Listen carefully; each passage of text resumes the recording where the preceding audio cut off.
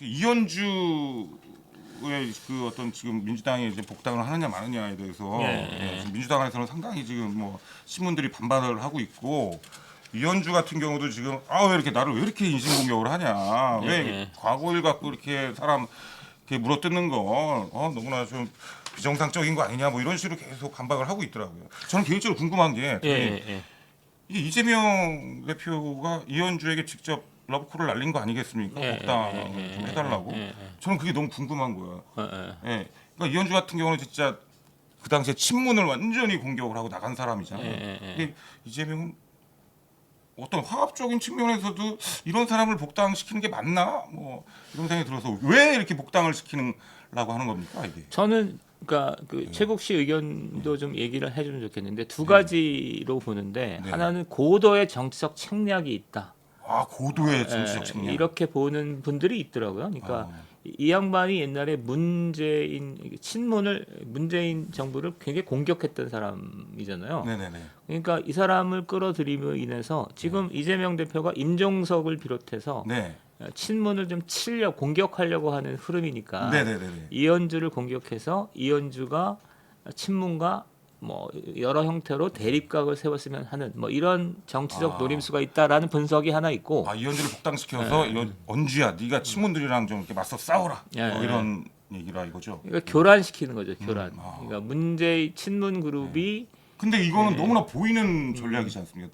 국민들이 보기에도 너무나 이거 뻔히 보이는 거잖아. 지금 근데 이재명 대표가 코너에 몰려서 그렇게 그런 걸 생각할 임종석 의원이면 친문의 상징이니까 그러니까 임종석 정도는 수용할 수 있다고 난 보거든요. 그러니까 설사 나중에 경쟁을 할 때 하더라도 임종석 정도는 그러니까 수용해서 친문과 화합을 도모할 수 있는데 지금 그러진 않거든요. 그렇죠. 공격을 막 하니까. 이게 임종석 지역구, 임종석이 출마하겠다는 지역구도 지금 전략 공천 지역으로 지금 했다라는 얘기가 있더라고요. 그런 식으로 가니까 그러니까 이재명 대표가 지금 운신의 폭이 없어요.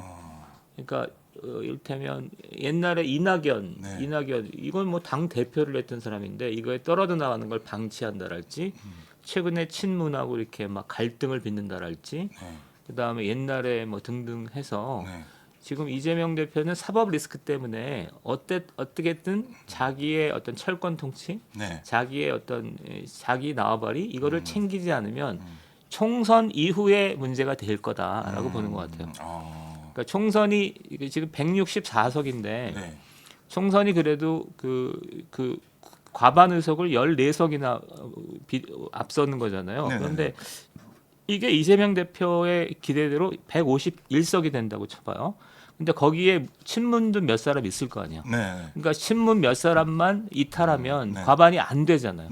지금처럼 그러니까 국회 입법 권력을 가지고 막 윤석열 정부를 흔들어 버리는 거야. 특검법이 어쨌느니 막 흔들어 버리는데 151석만 있고 그 안에 그러니까 친문재인 그룹이 몇 명만 있어도 그게 안 되거나 친문하고 타협을 해야 되잖아요. 그렇죠. 그러니까 지금 이재명 대표는 그러니까 총선에서 이기는 것도 문제지만 이기되 이제 본인의 어떤 지도력이 강력히 서는 형태의 승부를 해야 된다는 거지. 그러니까 운신의 폭이 없는 것 같아요. 굉장히 지금 좀 쫓기는 것 같아요. 그게 그거고 그 다음에 또 하나 이제 이를테면 이현주 의원이 복당을 요청한 건 그래도 어쨌든 간에 친문 뭐 이낙연 이렇게 자기를 위협할 만한 세력하고는 거리를 두더라도 뭐 이현주 의원이 그럴 것 같지는 않잖아요. 최대한 끌어당겨야지. 그래서 자기의 세력을 넓혀야 되지. 그래서 그런 차원에서 이현주 의원의 복당이나 규합을 했다 이런 설이 있죠. 그러니까 저는 뭐 후자가 중요하다고 생각합니다. 근데 아무래도 이게 이현주 의원의 이 필모그래피를 보면 정말 진짜 안간당이 스펙터클하죠. 정말 그러니까 제가 그 짓을 많이 했거든요.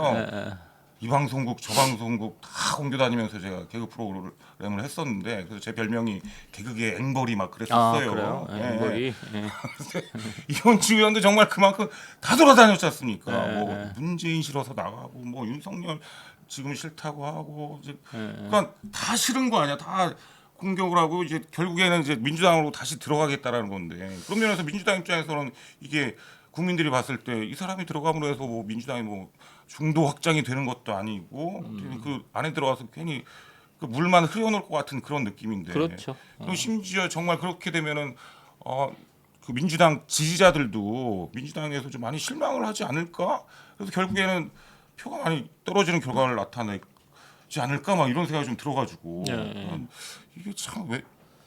그렇게 보이죠. 이준석 당대표도 예전 전 당대표도 캐릭터가 문제였던 생각이 들거든요. 그러니까 노선이야. 그러니까 노선 차이가 있다고 하더라도 화합이 가능한 사람이 있고 네. 노선 차이가 좀 적더라도 화합이 불가능한 사람이 있어요. 네. 근데 이준석 대표나 이현주 의원이나 이런 분들은 그런 캐릭터 같아. 내가 볼 때. 네. 그러니까 너무 튀니까 그렇습니다. 너무 또 극단적이야 얘기들이. 그리고 저는 이현주 의원의 어떤 뭐 이념이나 이런 것도 좀 저는 잘 모르겠는 게 본인이 자칭 민주 보수라고 하더라고요. 민주 보수? 신조어라고 생각하는데 민주 보수 심오한 뜻이 있겠죠. 하는데 그럼 민주 보수면 그럼 본인이 그냥 독자적으로 뭔가 혼자 뭐 신당을 만들든가 혼자 뭔가 그게 맞는 거잖아 사실은. 근데 네. 자기는 민주 보수라고 하면서 민주당이 복당을 하는 게 이게 뭐 이론적으로 만든 건가? 막 이런 생각이 좀 들더라고요. 예. 그렇습니다. 1127 프라이데이님 너무 감사드리고 사이다이님 다시 한번 감사드립니다. 예. 모모님께서 민 대표님 저 오산 사는데 제발 안민돌 좀 치워주세요라고. 아, 안민돌. 오산에 그럼 출마해달라는 그런 요청이 신 거죠. 예. 그리고 시민단체 길 민경호 대표님과 함께 가는 길입니다. 유튜브 채널 구독 부탁드립니다. 그리고 1127 프라이데이님이 북에서 똘똘한 애들을 법조인 그러니까 판검사를 만들어라라고 지령을 내렸다는 게 사실인가요? 그렇다면 법조인들을 조사해야 되는 거 아닐까요? 이제 절대 판사를 존경할 수 없을 것 같아요. 김일성이 그런 교시를 한번 내린 적이 있는 것으로 알고 있고요. 그렇겠습니다.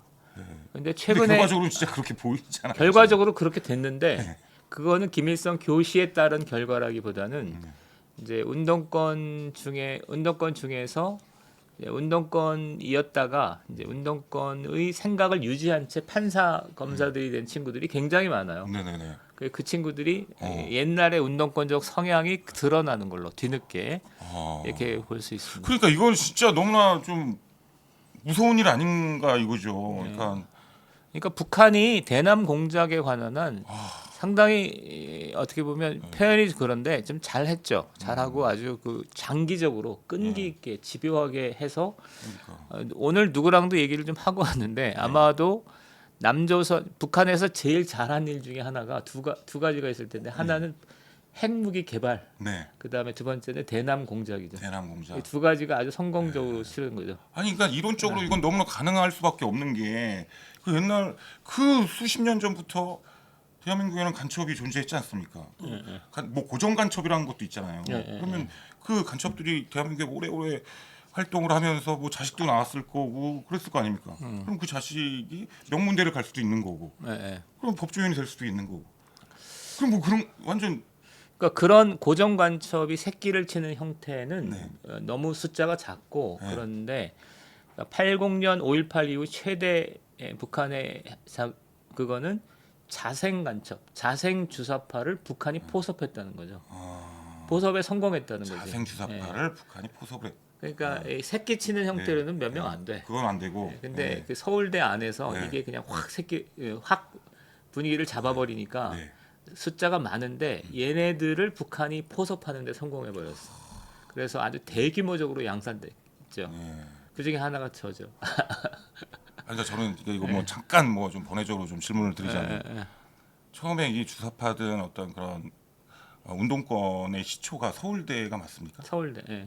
서울대면 대한민국 최고의 엘리트 대학이잖아요. 어떻게 그렇게 된 거예요? 왜 서울대가 왜 처음에 이렇게 시작을 한 걸까요? 왜 다들 군인들이 다 정권 잡고 있으니까 왜 우리가 들어갈 자리를 왜 니네가 하냐 이런 마인드인가요? 아니면 그러니까 80년 광주가 터지니까 학생들이 한편으로는 울분에 차 있었던 거 하고 그다음에 그거를 오버했죠.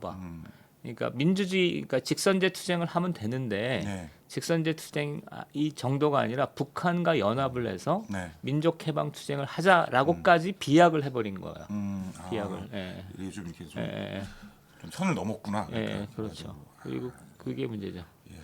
그러니까 보통 4.19도 그렇고, 네? 1987도 그렇고, 5.18도 그렇고 공통점이 어떤 사람이 죽음으로써 사망을 함으로써 정권에 의해서 죽임을 당함으로써 그게 불불처럼 다 일어났잖아요. 보니까 예, 두 가지입니다. 하나는 사망하고 선거 부정. 선거 부정. 선거 부정이 큽니다. 예. 아니, 그러니까 4.19도 선거 부정은 있었지만 김주열. 김주열 군이 떠오르면서 이게 그렇죠. 한 거잖아요. 맞아요. 5.18도 뭐 당연히 저기 발포됨으로써 또 그러니까 터진 군대나 경찰을 네. 뚫을 정도의 힘이 있어야 되는 거니까 그거는 누군가 죽거나 네. 선거 부정이 아니면 네. 그런 정도의 에너지가 나오지 않아요. 거고. 그럼 결과적으로 죽거나 선거 부정이 만약에 없었으면 없는 거죠. 없을 수 있었던 온건하게 가는 거죠. 온건하게. 갈 수 있었던 거네요. 예. 그것도 참 이게 역사의 어떤 그런 뭐라 그러죠? 아이러니. 감사합니다. 그렇습니다. 그렇게 돼요. 예. 그래서 결국에는 근데 일단 어쨌든 이현주 같은 경우는 아직 복당을 한 상황은 아닌 거지 않습니까? 이현주. 이걸 복당이라고 표현하는 게 맞습니까? 근데 국민의힘 있다가 뉴스에는 복당이라고 하더라고요. 뭐 일단은 그렇긴 한데 제가 봤을 때 국민의힘 이거 보세요. 그러니까 좌파였다가 다시 우파였다가 다시 우파로 가는 게 이게 무슨 그렇습니다.